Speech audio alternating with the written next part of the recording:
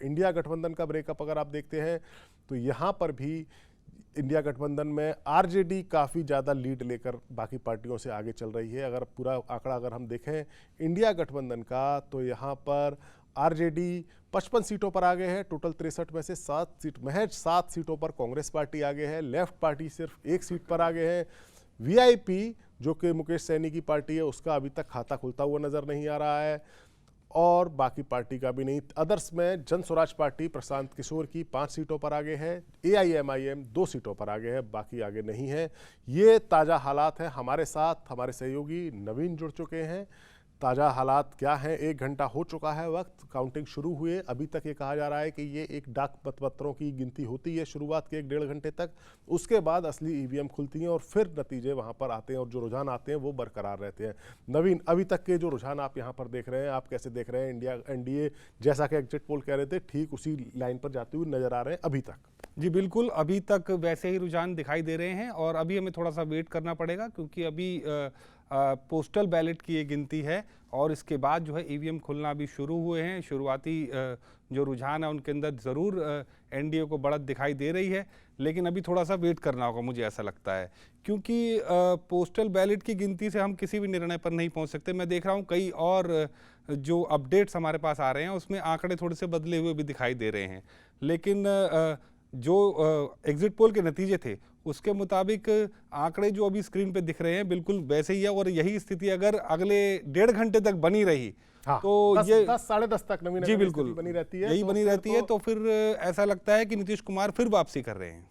नीतीश कुमार ही वापसी करेंगे क्योंकि मुझे नहीं लगता कि नीतीश कुमार के अलावा कोई और ऑप्शन अभी बीजेपी के पास है मुख्यमंत्री के लिए। हो सकता है ये अलग बात है कि 5 साल के लिए उन्हें ना रखें या कुछ और बात हो, लेकिन फिलहाल तो जिस तरीके से नीतीश कुमार के चेहरे पर चुनाव लड़ा गया और आखिरी वक्त आते आते चुनाव आते आते शुरुआत में उनको सीएम फेस के तौर पर उनके नाम का ऐलान नहीं हुआ था। नवीन, यहाँ एक बात और गौर करने वाली है। आप देखें कि आरजेडी का परफॉर्मेंस जो है वो अच्छा है, मतलब जैसा उन्होंने पिछली बार वो सबसे बड़ी पार्टी थी और वैसे ही इस बार भी शुरुआत से ही वो बढ़त लेके चल रही है और ऐसा भी कई बार देखने को मिला है कि सबसे ज्यादा सीटें लेने वाली पार्टी भी इस वक्त वही दिखाई दे रही है। तो कांग्रेस के साथ जाना जो है एक बार फिर नुकसान। लेकिन लड़ाई देखिए बीजेपी और आरजेडी के बीच में। बीजेपी 60 सीटों पर आ गए, आरजेडी 56 सीटों पर। इसमें कोई दो राय नहीं है कि बिहार के पूरे चुनाव में 2 ही योद्धा दिखाई दे रहे थे, बीजेपी और आरजेडी। दोनों। लेकिन जेडीयू को आप नजरअंदाज नहीं कर सकते नवीन, क्योंकि जेडीयू असली योद्धा तो जेडीयू है। असली योद्धा तो जेडीयू है, वही वो एक्स फैक्टर है जेडीयू का। लोग कहते थे प्रशांत किशोर एक्स फैक्टर है या एआईएमआईएम एक्स फैक्टर है। मुझे लगता है नवीन कि एक्स फैक्टर जेडीयू है, नीतीश कुमार एक्स फैक्टर है। वो जिधर जाते हैं वहाँ जीत होती है।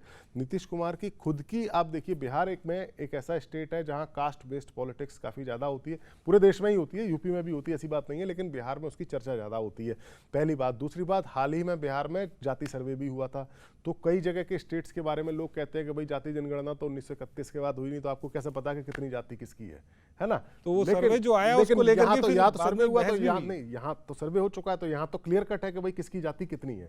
बाकी सब जगह आप कहते हैं आप कयास लगा रहे हैं, हालांकि पॉलिटिकल पार्टीज के पास रहता है आंकड़ा, तो वो जो कयास आंकड़ा यहाँ का तो। लेकिन मैं यहाँ आपसे थोड़ा सा डिफर करूंगा। नहीं, मुझे ऐसा लगता है कि जाति का मामला जो था ना, वो जब फेस का मामला आता है तो वहां पर वो थोड़ा सा बौना साबित होता है। हाँ, होता है, लेकिन बिहार में और वही हुआ है क्योंकि वहां पर उनको लगता है कि नीतीश कुमार के आगे कोई और सोच नहीं है। वही बात मैं आपसे कह रहा हूं नवीन के जाति, आप देखिए नीतीश कुमार की खुद की जो जाति है उसकी ज्यादा संख्या नहीं है बिहार नहीं है, और जो उनकी जो कुशवाहा जाति जो उनके साथ जो कहते हैं लवकुश जाति है, कुर्मी और कुशवाहा की, उसके तो और भी कई दावेदार है।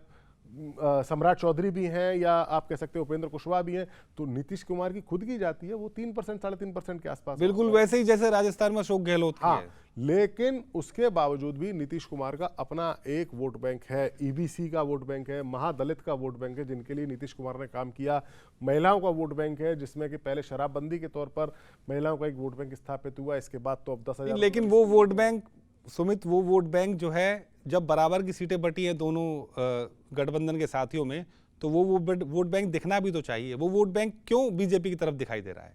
वो वोट बैंक दोनों की तरफ दिखाई दे रहा है। महिला वोट बैंक बीजेपी की तरफ दिखाई दे रहा है, क्योंकि आप देखिए महिलाओं की लाइन इस बार हमने देखा कि जिस लेवल पर। सोचने वाली बात यह है कि 44 सीटों पर जो है अभी तक फंसी पड़ी है जेडीयू और बीजेपी उससे कहीं आगे। और पिछली बार का आंकड़ा देखें तो 75-76 सीटें बीजेपी 44 नहीं, जेडीयू तो और कम 35 सीटों पर है, आधे आधे का अंतर है। पिछली बार भी देखो तो जेडीयू की सीटें काफी कम हुई थी, काफी कम हुई। तो सवाल यही हालांकि तो है। पिछली बार चिराग पासवान इसके लिए जिम्मेदार बताए गए थे, उन्होंने कैंडिडेट उतारे थे और खास तौर से उन इस सीटों बार जिम्मेदार बताए जाएंगे जनसुराज, क्या ऐसा होगा? नहीं, जनसुराज का जिम्मेदार नहीं बताए जा सकते। मुझे लगता है कि जनसुराज का जो वोट है, जनसुराज टोटल वोट कितना पाएगी, जनसुराज देखिए सीटें तो 5 दिखाई दे रही हैं जनसुराज की, कि 5 सीटों पर जनसुराज की कैंडिडेट्स आगे चल रहे हैं रुझान के मुताबिक।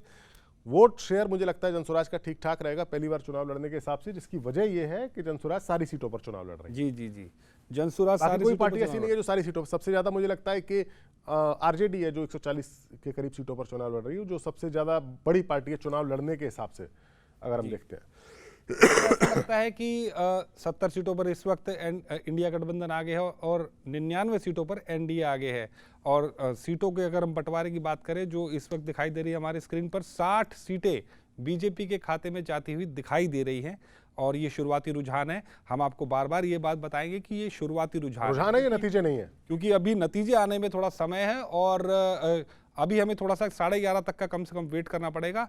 60 सीटों पर बीजेपी आगे चल रही है और जेडीयू 36 सीटों पर आगे चल रही है। वहीं आरजेडी भी 60 सीटों पर आगे चल रही है। क्या कहते हो सुमित, आरजेडी और बीजेपी दोनों? टक्कर इन्हीं दोनों की है, टक्कर इन्हीं दोनों की है। पिछले इलेक्शन में भी हमने देखा 75-76 ऐसी सीटें। अच्छा, एक सवाल मैं आपसे पूछना चाहूंगा। नंबर 1 पार्टी दोनों में लड़ाई है। कांग्रेस को आप लंबे समय तक कवर करते आए, कांग्रेस की परफॉर्मेंस को लेकर के क्या कहेंगे? कांग्रेस कहाँ मतलब चूक कर रही है? क्या कारण है कि गठबंधन में इतनी सीटें कांग्रेस को दे दी गई, जिसको कई लोग गठबंधन में, नवीन जी, गठबंधन में तो सीटें कांग्रेस को पिछली बार ज्यादा मिली थी। इस बार हालांकि वीआईपी भी इसमें आ गई थी, तो फिर मुकेश सैनी वाली पार्टी तो सीटें कम हो गई, लेकिन कांग्रेस बहुत कंफ्यूजन में इस बार रही। कांग्रेस को क्या लगा कि जब राहुल गांधी ने वोटर अधिकार यात्रा निकाली एसआईआर के बाद, तो उसमें कांग्रेस पार्टी को लगा कि काफी ज्यादा उसमें जो लोग आए उससे कांग्रेस पार्टी का उत्साह बढ़ा। उन्होंने वहां कृष्णा अल्लावरू को अपना, जो राहुल गांधी के बेहद खास सहयोगी माने जाते हैं, उनको बिहार का इंचार्ज बनाया।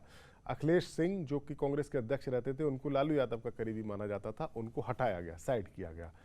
और ऐसा लगा कि कांग्रेस पूरी ताकत के साथ चुनाव लड़ रही है। सीट शेयरिंग को लेकर उन्होंने आरजेडी के ऊपर जमकर दबाव बनाया। कई जगह ऐसा हुआ कि दबाव इस लेवल का बना, नवीन के सीट शेयरिंग अनाउंस ही नहीं हो पाई महागठबंधन। जी। एनडीए ने तो अनाउंस किया, अब महागठबंधन में तो सीट शेयरिंग। फिर उसके बाद सीएम फेस को लेकर कंफ्यूजन हो। सीएम फेस को लेकर कंफ्यूजन नहीं हुआ। सीएम फेस के अनाउंसमेंट को कांग्रेस पार्टी ने जानबूझकर रोका कि आप पहले सीट शेयरिंग का अनाउंसमेंट करिए, हमको सीट बताइए कौन सी है जहां हम लड़ेंगे, इसके बाद हम तेजस्वी यादव को सीट शेयरिंग सीएम का फेस मानेंगे। जब इतना सब हो गया, बाद में जो कांग्रेस पार्टी के लोगों को ये पता चला कि हमारे लिए हक में या हमारे पक्ष में हमें जो लग रहा था कि माहौल है, वो माहौल नहीं था, सिर्फ हवा था, वो केवल बुलबुले थे जी। उनको लगा कि वो उतना हमारे कैडर या हमारी पार्टी की जड़ें तो खैर मजबूत पुरानी है, मतलब हमारी पार्टी की मौजूदा स्थिति उतनी मजबूत नहीं है कि हम इतनी सीटें लड़ सकें और चुनाव जीत सकें। तो क्यों ना लालू यादव की तरफ से समझाया गया कि आप सीटें लड़कर बर्बाद क्यों कर रहे हैं, क्योंकि 2020 के चुनाव में नवीन